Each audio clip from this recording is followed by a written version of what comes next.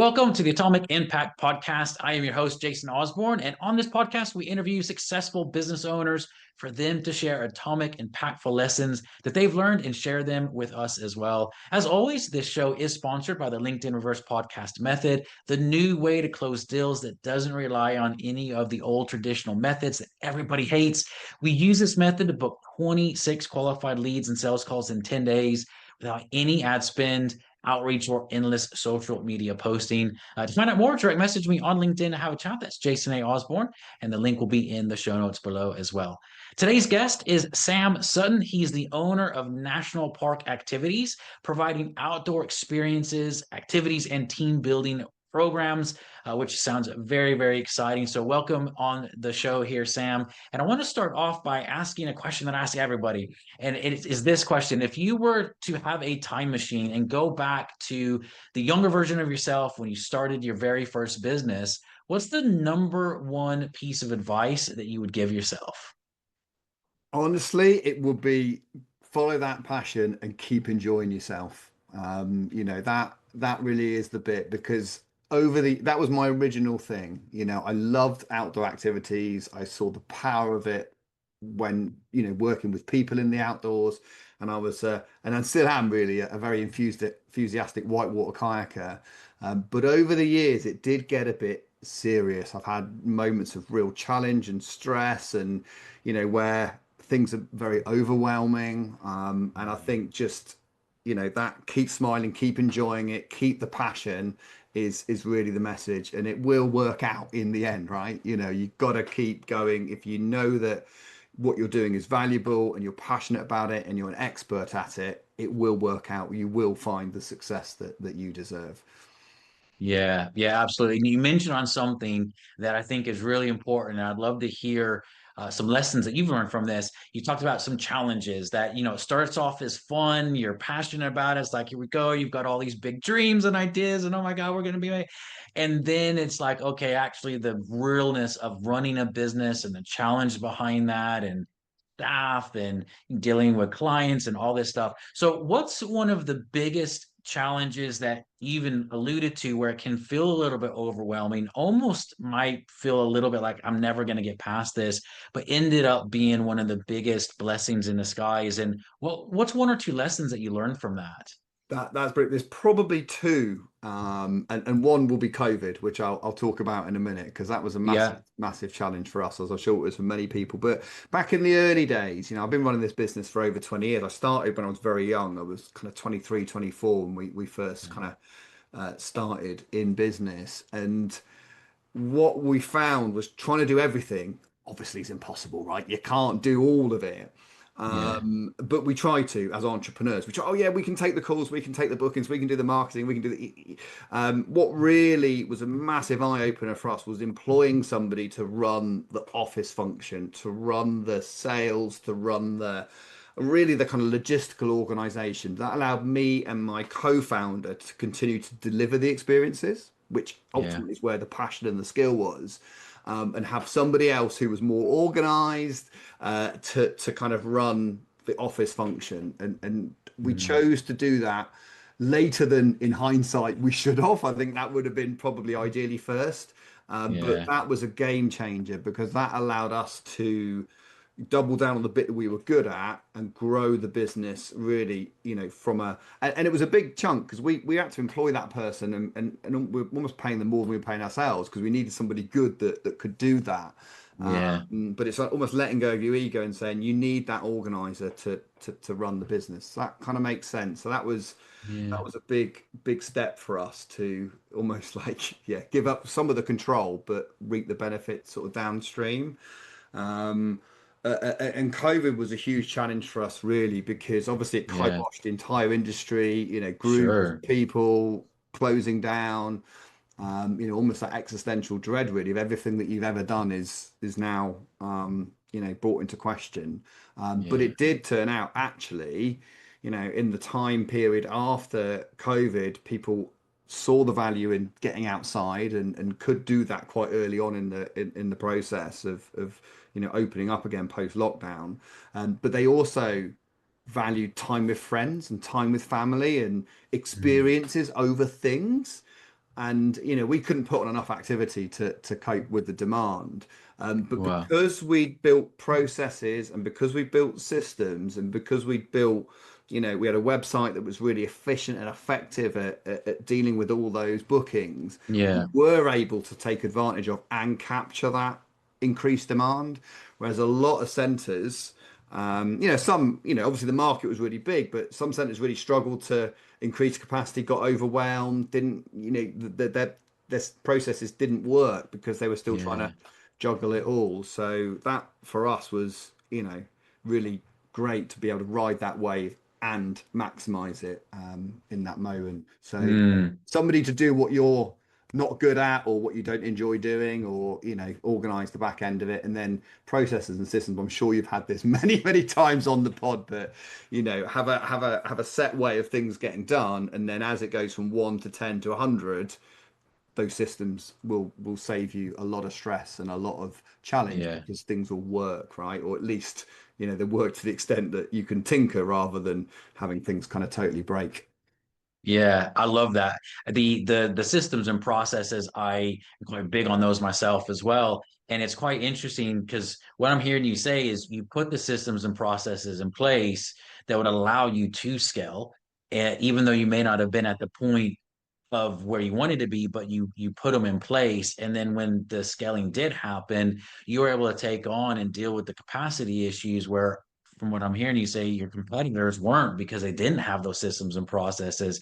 So allowed you to really be a pivotal point in your industry where people are like, okay, you can deal with more people, which is fantastic. And just goes to show how important those processes and systems are in place there. So that's amazing, Yeah, man. yeah. I, What? I I actually did feel at times that, like, we've built all this, because we had, again, don't underestimate the power of a business coach, right? Because we had coaching, and they said, look, if you want to grow, you Yeah. need to do this, and you need to do this, and it was just almost, twist of fate or luck of the universe, however, that we'd done all of that about 18 months before COVID happened. Obviously, it was like, oh, all our plans are now. But Yeah. when we came back, we were so ready to go, and also during COVID, we didn't just sit on our hands. There was a lot of planning. We got on the front foot, did a lot of video content, a lot of communication, had to make sure that we had all the procedures and safety stuff in place. Rather than going, oh, this happened to, it's about being positive, right? And, well, what can I Mhm. control? Yeah. Control that, rather than, oh, isn't it a shame this has happened, and burying your head in the sand. So there was a lot of, because we knew that everything would eventually open up. It's not going to go on forever. Mm. So we wanted to set ourselves up to be in the best position to do that. And it worked, and we sort of came back stronger than ever, really. Yeah. Yeah. I love that, man. If you're looking at it from not only what you do from the activities and the education bits that you guys do, but also from a business perspective, you'd mentioned something about, not everything always is in your control, and focusing on the things that you are in control of. And I think that's a really powerful lesson that a lot of people theoretically might know, but they don't practically apply that to not only their business, but also to their life. So what are some key things? And maybe, I don't know if you have analogies from actually being out in nature and things, but how do you apply that with your business? And when things don't seem like they're going well, making sure that you're actually focusing on what you can be in control of. Yeah, I think first of all is, don't take it personally. It's Mm, not, the universe isn't out to get you. People aren't out to get you. Stuff will happen. Things will be hard. And you've got to look at it from a sky high objective perspective. Okay, it's happened. How are we going to deal with it? Rather than, oh, I shouldn't have. It's not fair, or there's that. So I think first of all, mindset is so important. See it as a problem to be solved, rather than a slight on you as a person, or something that is out to get you. I think that depersonalizing it, for me personally, is an important thing, because then you are open to finding solutions. And for me, that is about getting out. For me, literally into the forest, into the woods, onto a river, and go and do something that is involved. Let my mind kind of open up a little bit, and I often will then find that the solution or an action will come from that. I mean, it sounds ridiculous, and you probably had it yourself, but you have great ideas while you're in the shower, right? Because your mind is slightly occupied, but it's Mm, free to think. And if you sit in front of a computer and say, right, be creative now or find a solution now, that's probably the worst thing you can do. But yeah, go out for a walk. For me, riding a bike, paddling a kayak, just something that is getting me mind and body moving, but gives mhm. me the space to let the answers come in, because they're out there somewhere. We just got to create time and space in ourselves. Yeah, And I've had it with business teams. They've been trying to solve these problems and got these challenges at work, and get them into the cabin, get them into the woods, slow things down. Funny enough, within half an hour or so, the solutions start to come up on the whiteboard and they start bouncing ideas around. And it's like, oh, wow, we've enjoyed some archery, we've climbed some trees, and now we've solved that problem that we've been challenging us for the last few weeks. It's yeah. really, really a beautiful thing to kind of see that happen, both personally and, when working with groups. Yeah, yeah. No, I love that, man. Well, looking at the next couple years, sounds like you guys have had amazing success and some challenges along the way, particularly COVID, because of just the nature of what you guys do. I know a lot of companies were impacted by that, but over the next several years, what are your goals? What are you looking to achieve? That's a brilliant question. So we've got, at the moment, we've got two centres. We've got one in the New Forest, and we've got another one in the north of Scotland in the Cairngorms. We want to expand beyond that. So we'd like to open up or acquire or have a group of businesses around the UK, particularly focusing around, funny enough, it's all in the name, around the national parks and around the sort of areas of natural beauty where there is, people gather and want to kind of explore and make the most Yeah. of. And there's various different aspects to the business, but the bit I'm really passionate about is the sort of team development, personal development aspects of it. As just described, I genuinely believe that if people spend time outside, they can reduce stress, they can be happier, they can feel kind of almost like psychologically safer as well. I think when people Hmm. spend time with their workmates or with their friends that's in a new environment, the mask kind of drops off, that mask that we wear every day, and the kind of worries and challenges and stresses that we have almost like drop away when you sat around the campfire or you're out on the river or really doubling down on that and offering more powerful experiences for businesses and for teams, and working really in that sort of sector. So we provide one Hmm. day, 2 day, even multi-day experiences for business teams to come and enjoy time together and actually find that creative spark to go back to business and solve issues and help them grow their businesses and improve Yeah. the well-being of their people.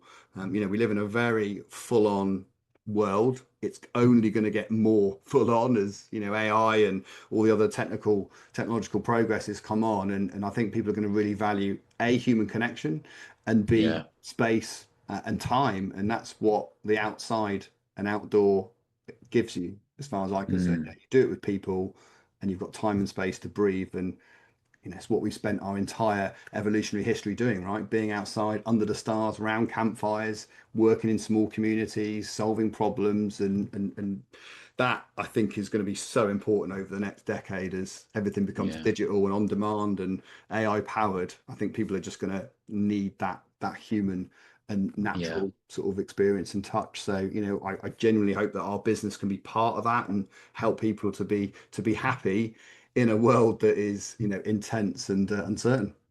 Yeah. No, I love that. I love that, Sam.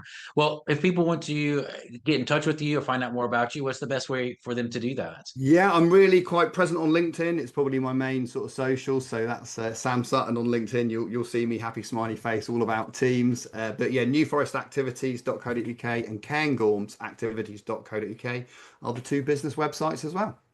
Amazing, amazing. Well, Sam, thank you so much for being on the show. It's been a great privilege having you here. And as a reminder, this show is sponsored by the LinkedIn Reverse Podcast Method, the new way to close deals that doesn't rely on any of the old traditional methods that everybody hates. To find out more, direct message me on LinkedIn to have a chat. That's Jason A. Osborne, and that again will be in the show notes below.